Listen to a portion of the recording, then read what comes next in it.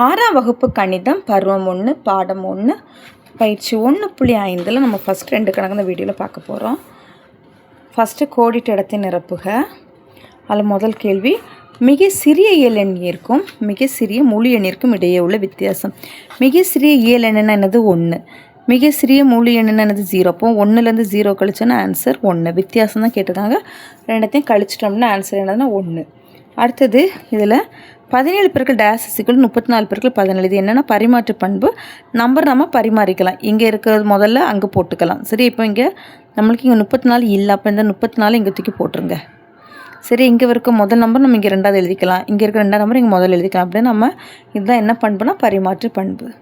3வது, ஒரு எண்ணுடன் டேஸை கூட்டும்போது அந்த எண் மாறாமல் இருக்கும். எதை கூட்டினா 0வை கூட்டும்போது அது மாறாமல் இருக்கும். சரியா, அடுத்தது டேஸால் வகுப்பது என்பது வரையறுக்கப்படவில்லை. 0வால் வகுக்கும்போது வரையறுக்கப்படவில்லை. சரியா, 0வால்னா 1/0ங்கும்போது அதுக்கு இன்ஃபினிட் தான் ஆன்சரும், அது வரையறுக்கப்படவில்லை.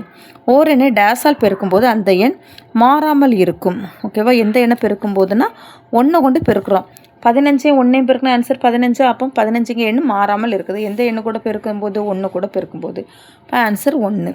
அடுத்தது சரியா தவற என கூறுக.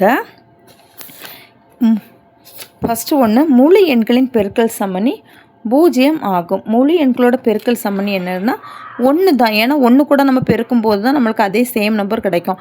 0 கூட பெருக்கிட்டோன்னா அந்த ஆன்சர் ஃபுல்லாகவே 0வாக மாறிடும். சரி, அதனால் இதனுடைய ஆன்சர் என்னென்னா தவறு. பெருக்கல் சமணி என்னென்னா 1.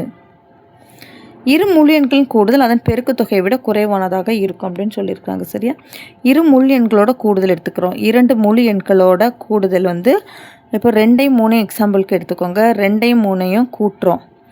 அது கூட்டினா 5. அதை பெருக்கணும்னா 2 3 எவ்வளவோ 6.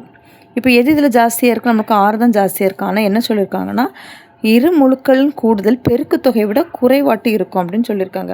இப்போ இந்த கண்டிஷன் நம்மளுக்கு கரெக்டாக இருக்குது. ஏன்னா பெருக்கு கூட்டுதல் நம்மளுக்கு கம்மியாக தான் இருக்குது. அடுத்து எடுத்துக்காட்டு எடுத்துக்கோங்க. 1 2 எடுத்துக்கோங்க.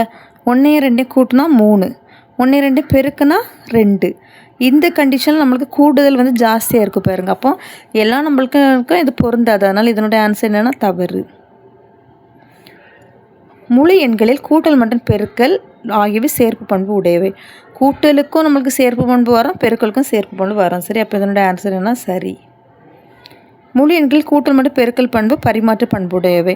கூட்டலுக்கும் பரிமாற்று பண்பு நம்மளுக்கு கரெக்டாக வரும், பெருக்கலுக்கும் வரும். அப்போ இதனுடைய ஆன்சர் தான் என்ன? சரி. முழு எண்களில் கூட்டல் மீதான பெருக்கல் பங்கீட்டு பண்பு உடையது. இதுவும் என்னென்னா சரி. அவ்வளோ அந்த வீடியோ. தேங்க்யூ.